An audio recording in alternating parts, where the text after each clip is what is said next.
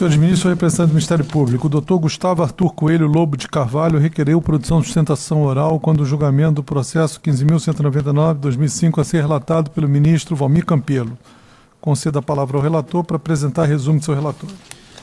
Senhor presidente, esse processo trata-se de recurso de reconsideração. A empresa brasileira de Correios e Telégrafo é a entidade e os responsáveis são Coman Comercial Alvorada de Manufaturados Limitada, Elcio Almeida Safreire de Abreu e Luiz Claudomiro Sacomã, que é chefe do Departamento de Infraestrutura.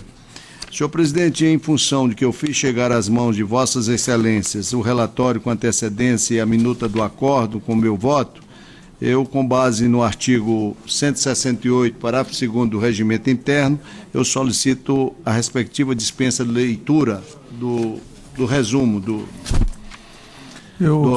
relatório. Submeto essa posição do ministro Valmir Campelo ao doutor Causístico.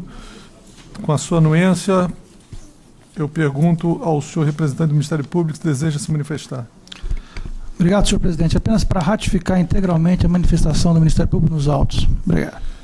Concedo, portanto, a palavra ao doutor Gustavo Arthur Coelho Lobo de Carvalho para produzir sustentação oral em nome de Luiz Claudomiro Sacomã e esclareço que o interessado poderá falar uma única vez sem ser aparteado durante 10 minutos. Muito obrigado, senhor presidente, senhores ministros, senhora ministra, senhor relator, ilustre membro do Ministério Público do Tribunal de Contas da União. Apenas rapidamente, nós, desde do embargo de declaração, nós vimos provocando esta corte a exatamente se manifestar a respeito do supedâneo, do substrato legal que houve por bem assimilar a condenação do acusado Luiz Claudomiro Sacomã, que era então chefe do DEINF, Departamento de Infraestrutura dos Correios. Inicialmente nós temos 3 personagens dentro dos Correios, era o gestor operacional do contrato para aquisição de cofres, era o gestor administrativo e, ao final, o chefe de departamento, Luiz Claudomiro Sacomã, do Departamento de Infraestrutura, o Departamento de Engenharia. No primeiro acórdão,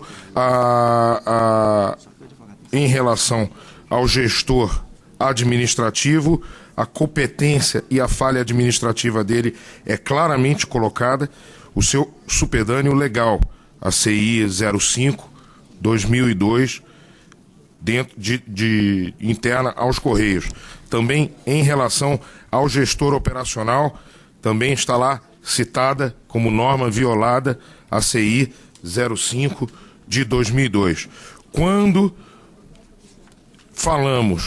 fala-se no chefe do Departamento de Infraestrutura, então aí não há nenhuma menção a qualquer tipo de supedâneo legal. No caso, nossos embargos não foram esclarecidos a contento, o que nos conduziu a interpor o recurso de reconsideração. Ora, no caso, nós demonstramos que o Departamento de Engenharia, ele só teria atuação na execução desse contrato mediante a provocação dos gestores operacional ou administrativo. No caso, isso não ocorreu. No entanto, entendeu-se que seria conveniente que esse chefe de departamento de engenharia, de infraestrutura, tivesse acompanhado o processo de entrega de contratos e, especificamente, realizado os testes destrutivos nos cofres e, a partir daí, verificar as irregularidades na entrega dos mesmos. Ocorre que, exatamente por esse motivo, o chefe do departamento do DEINF respondeu já a 2 sindicâncias internas, uma em que ele tinha sido inicialmente responsabilizado como gestor técnico do contrato, e nós comprovamos que simplesmente não existe a figura de gestor técnico. Dentro de todos os normativos da SCT, não existe a figura de gestor técnico contratual, ou seja, não existem atribuições.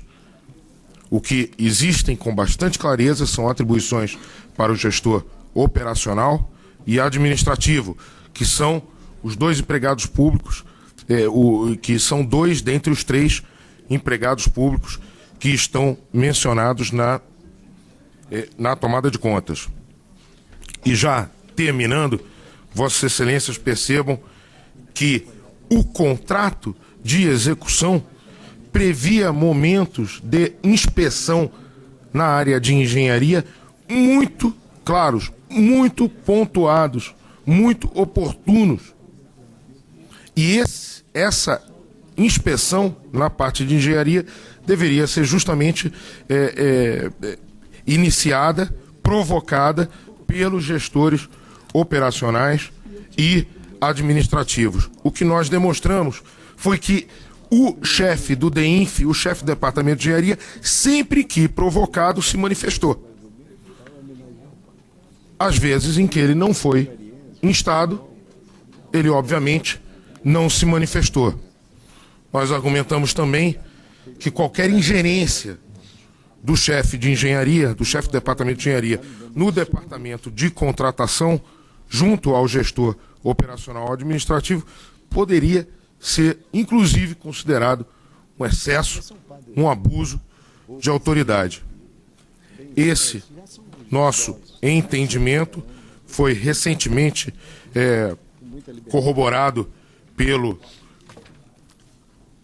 parecer da lavra da ilustríssima subprocuradora-geral Cristina Machado da Costa e Silva, que constatou nesses exatos termos que parece-nos que não havia razão para que o recorrente Luiz Claudomiro Sacomã tivesse preocupações quanto à necessidade de realização dos testes na entrega dos produtos, porquanto tais testes já estavam previstos no contrato de fornecimento. E continua: deste modo, ao invés de desejável, como a princípio pareceu, qualquer iniciativa espontânea por parte do gestor responsável pelo DEINF, no sentido de alertar os responsáveis pelo contrato em área e assunto que não lhe eram institucionalmente afetos e sobre algo já contratualmente previsto, poderia até vir a ser caracterizada como ingerência indevida, imprópria e inoportuna. E por esses motivos, o Ministério Público termina por manifestar sua discordância parcial em relação ao encaminhamento proposto pela unidade técnica e, no caso de Luiz Claudomiro Sacomã, dar provimento ao recurso. E é isso que nós pedimos e que esperamos. Presidente, muito obrigado. Com a palavra o relator para apresentar seu voto em minuta de acordo. Obrigado, senhor presidente, senhores ministros, senhora ministra, senhor procurador-geral em exercício. Sob exame nessa fase processual, recurso de reconsideração interpostos por Coman Comercial Alvarada de Manufaturados Limitada e Elcio Almeida de Sá Freire de Abreu e Luiz Claudomiro Secoman, em face do acordo 2502, TCU plenário que julgou suas contas irregulares e combinou-lhes multa pecuniária em razão das irregularidades detectadas no pregão 26/2002. Preliminarmente, registro que se encontram presentes os requisitos de admissibilidade inerentes à modalidade recursal em questão: singularidade, tempestividade, legitimidade, interesse e adequação. Nessas condições, pode os recursos de reconsideração que ora trago à deliberação desse plenário ser conhecido por essa Corte de Contas, com fundamento no artigo 32, inciso 1 e 33 da Lei Orgânica. No mérito, acompanhando os fundamentos exposados pela digna representante do Ministério Público, que oficia junto a esse tribunal, incorporando-os às minhas razões de decidir, manifesto minha concordância com o encaminhamento por ela sugerido, divergindo parcialmente da proposta sugerida pela Secretaria de Recursos, sem prejuízo dos comentários que aduz a seguir.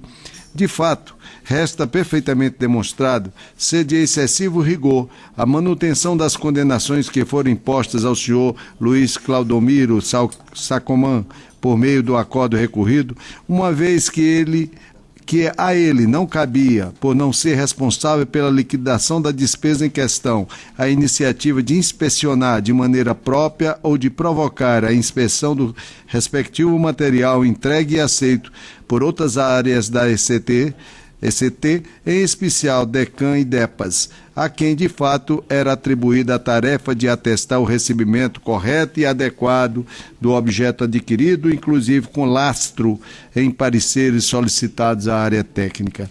Assim, tenho por absolutamente pertinente o entendimento do parquê, no sentido de que se dê provimento ao recurso por ele interposto e assim, alterando os fundamentos que embasam a sua condenação anterior, julgar suas contas regulares com ressalva com quitação a teor do artigo 16, inciso 1 e 18 da Lei Orgânica e, por conseguinte, desconstituir o débito e a multa que lhes foram imputadas pelo Acordo 2502.